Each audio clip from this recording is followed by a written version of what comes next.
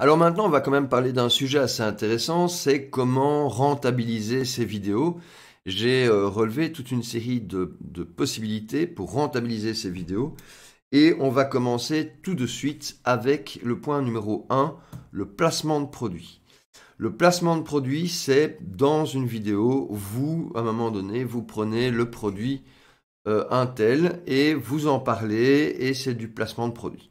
Dans ce cas-là, les conditions générales de YouTube vous autorisent à le faire. Vous pouvez le faire, mais vous devez signaler dans la fiche de la vidéo qu'il s'agit d'un placement de produit. Aussi, par respect pour votre auditeur, dites-le.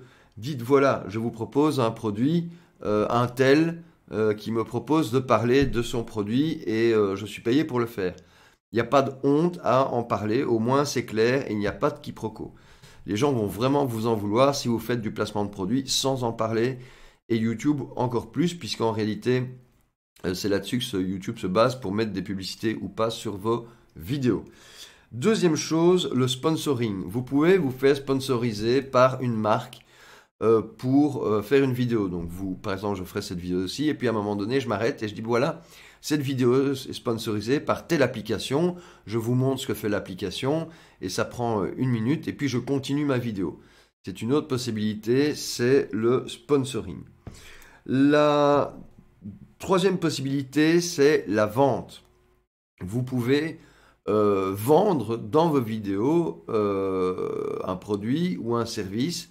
Donc c'est à vous de voir si vous avez quelque chose à vendre, mais vous pouvez vendre. Et dans ce cas-là, ce n'est pas du sponsoring pour YouTube, vous parlez de votre produit. La quatrième possibilité, c'est la location.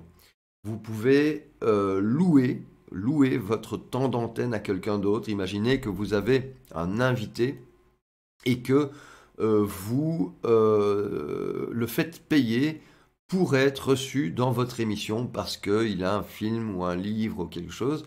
Et cette personne paye pour être dans votre émission. Donc là, même chose, signalez-le.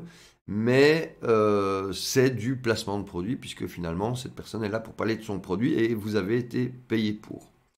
La cinquième possibilité, c'est la vente. Vous pouvez être animateur d'une émission et vous pouvez faire payer quelqu'un. Donc en fait, vous pouvez être la personne qui met en ligne, donc vous n'êtes quelque part même pas obligé de vous montrer, et vous vous occupez de la régie vidéo et vous allez mettre en autre une autre personne, notamment via Zoom. Et donc au lieu d'avoir ma vidéo là, j'aurai le Zoom de la personne où il va faire son émission, etc., etc. Et dans ce cas-là, c'est son logo qui est mis là, et voilà. Donc ça, c'est une possibilité. Vous pouvez également utiliser l'affiliation externe. Alors l'affiliation, c'est quoi? C'est le fait de toucher une commission si vous vendez quelque chose sur un site. Exemple le plus connu, Amazon. Si vous vendez des produits Amazon et que vous êtes affilié Amazon, vous allez toucher une commission parce que la personne a acheté un écran, un livre, peu importe. Le problème, en tout cas d'Amazon, c'est que les commissions sont très petites. Donc si vous voulez vraiment gagner votre vie avec de l'affiliation, choisissez par exemple des gens qui ont des formations, des choses comme ça, qui ont une certaine valeur et donc un prix, et qui offrent des bonnes commissions. Amazon, je pense que le maximum c'est du 6% sur du livre, sinon on est sur du 3%. Vous trouverez facilement des gens qui vont vous donner entre 30 et 70% de leurs produits, puisque c'est vous qui le vendez. Pour l'affiliation, en fait, vous partagez un lien qui contient votre code d'affiliation et quand la personne va sur le site et achète, automatiquement, votre compte est crédité chez le vendeur. Alors, l'affiliation interne, c'est simplement le fait de trouver des affiliés. Donc, vous avez votre propre programme d'affiliation ou votre propre produit et vous utilisez vos vidéos pour trouver des affiliés ou pour trouver des clients. C'est l'équivalent de la vente, mais dans ce cas-ci, on va chercher plutôt à trouver des vendeurs. L'autre possibilité, c'est offrir vos services, non, ça j'en ai parlé, c'est-à-dire de proposer vos services de mise en onde, on va dire, pour une tierce personne. Vous pouvez également recevoir des dons avec des systèmes comme Streamlabs.com, par exemple, les gens, pendant votre direct, peuvent faire des dons et apparaîtront sur l'écran des notifications comme quoi vous avez eu des dons. C'est assez sympa. Et d'ailleurs, je vais vous montrer, je vais vite le faire, comme ça vous voyez à quoi ça ressemble. Et donc, voilà, login. Je me connecte à Streamlabs, désolé, ça prend un peu de temps.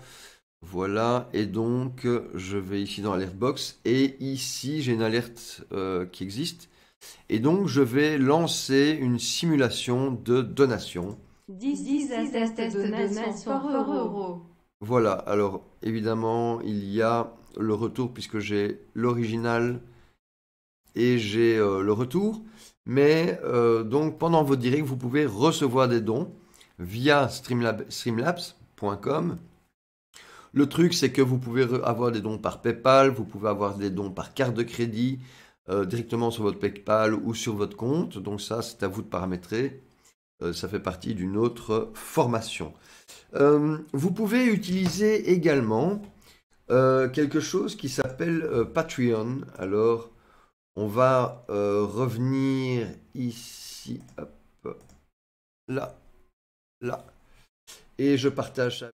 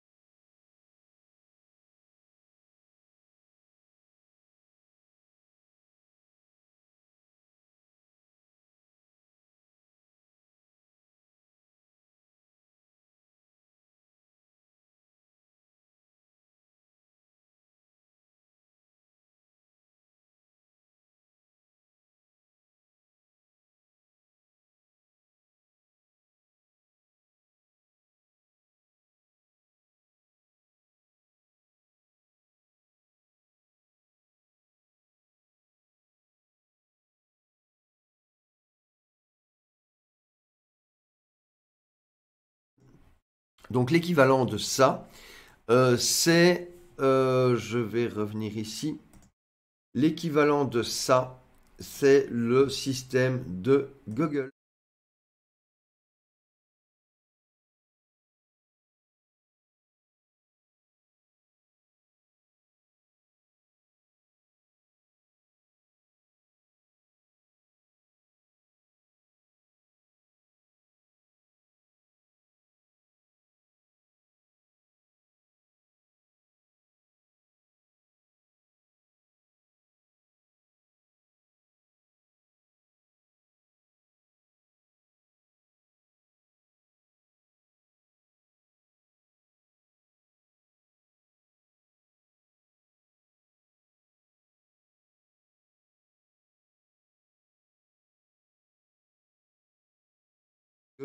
YouTube prend sa commission.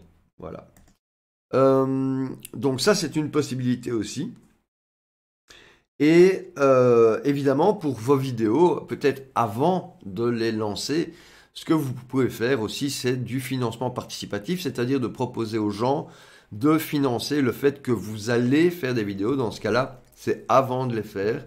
Donc Kickstarter, Ulule, Indiegogo, toute une série de plateformes qui sont là pour vous aider à trouver des fonds pour financer votre projet de vidéo. Je pense qu'on a fait le tour de la rentabilisation.